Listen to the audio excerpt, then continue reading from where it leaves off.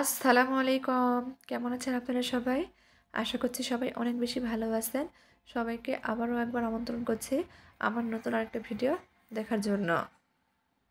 আজকে নতুন আরেকটা রেসিপি নিয়ে আপনাদের মাঝে হাজির হয়েছি। Unique recipe. রোজ সকালে রুটি পরোটা খেতে ভালো না লাগলে এই নাস্তাটি তৈরি করে দেখতে পারেন। ইনশাল্লাহ পরিবারের সবাই অনেক পছন্দ করবে। একেবারে হেলদি উপায়ে নাস্তাটি তৈরি করেছি। চলুন দেখি নাস্তা তৈরির পুরো প্রস্তুত প্রণালী আপনাদের মাঝে শেয়ার করি। এখানে আমি একটা বাটি নিয়েছি। বাটিতে 4 কাপের মেপে 1 কাপ সুজি দিয়েছি। এখন সুজির মধ্যে স্বাদমতো লবণ, সামান্য পরিমাণ হলুদ, ধনিয়া গুঁড়া, জিরা গুঁড়া, হাফ চামচ গরম মশলার গুঁড়া দিয়ে দিয়েছি। এখন এর মধ্যে 2টা পেঁয়াজ কুচি, 3 থেকে 4টা কাঁচামরিচ কুচি দিয়ে দিব। এখানে আমি 1.5 টেবিল চামচ টমেটো কুচি, 1.5 টেবিল চামচ গাজর কুচি দিয়ে দিব। এখন খুব ভালোভাবে নেড়েচেড়ে মিশিয়ে নিব। মেশানো হয়ে গেলে অল্প অল্প করে পানি দিয়ে নাস্তার জন্য ব্যাটার তৈরি করে নেব। পানিটা একবারে দিচ্ছি না, অল্প অল্প করে দিয়েই ব্যাটার তৈরি করে নিচ্ছি। নাস্তার এই ব্যাটারটি একটু ঘন করেই তৈরি করে নিতে হবে।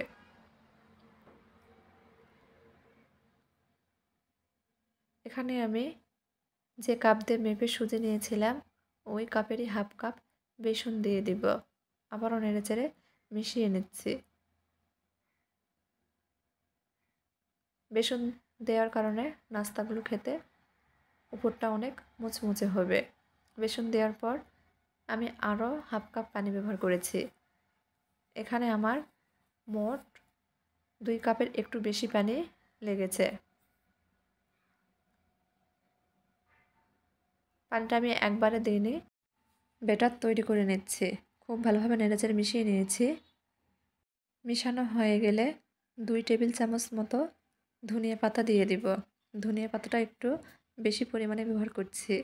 শীতকালে ধনিয়া পাতা দিয়ে যেটাই রান্না করবেন না কেন খেতে কিন্তু অনেক মজার হয়ে থাকে। খুব ভালোভাবে আবারও নেড়েচেড়ে মিশিয়ে নিয়েছি। মিশানো হয়ে গেলে এখানে আমি আরেকটা উপকরণ ব্যবহার করব। এখানে আমি 1 প্যাকেট ইনো ব্যবহার করছি।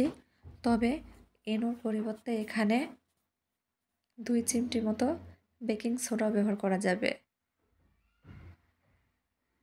আমি 1 প্যাকেটের পুরা ইনো ব্যবহার করিনি, অর্ধেক করেছি। আবারও নেড়েচেড়ে খুব ভালোভাবে মিশিয়ে নিচ্ছি।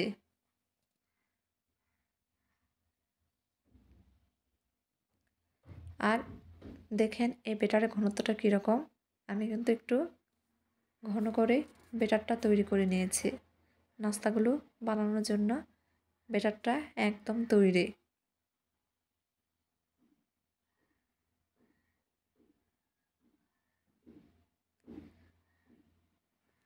চুলার উপর ফ্রাই প্যান বসিয়ে দিয়েছি। ফ্রাই প্যান খুব ভালোভাবে গরম হয়ে গেলে এখানে সামান্য পরিমাণ তেল দিয়েছি। তেলের মধ্যে আমি অল্প একটু তিল ছড়িয়ে দিচ্ছি। এখন সেই নাস্তার ব্যাটার থেকে 2 চামচ ব্যাটার দিয়ে দিব। চামচের সাহায্যে একটু গোল করে নিচ্ছি। ঢাকনা দিয়ে ঢেকে দিব কিছুক্ষণের জন্য। তিল দেওয়ার কারণে নাস্তাগুলো কিন্তু খেতে ভালো লাগবে।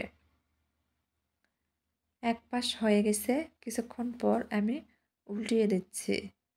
এই পাশে আমি সামান্য পরিমাণ তেল ছড়িয়ে দিলাম একটু মুচমুচে করে ভেজে নেওয়ার জন্য। আমি 2 পাশে খুব ভালোভাবে ভেজে নিয়েছি, উঠিয়ে নেব। এভাবে সবগুলো নাস্তা তৈরি করে নেব।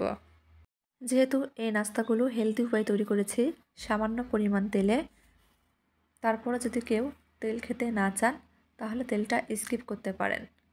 তেল ছাড়াও নাস্তাগুলো ভেজে নেওয়া যাবে।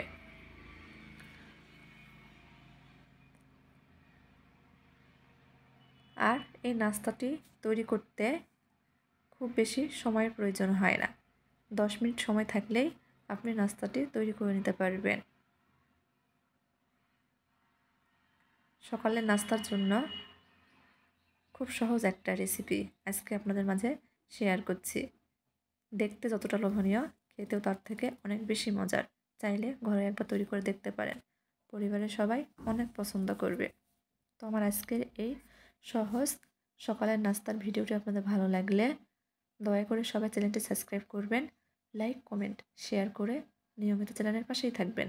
আজকের মতো এই পর্যন্তই। সবাই ভালো থাকবেন। আল্লাহ হাফেজ।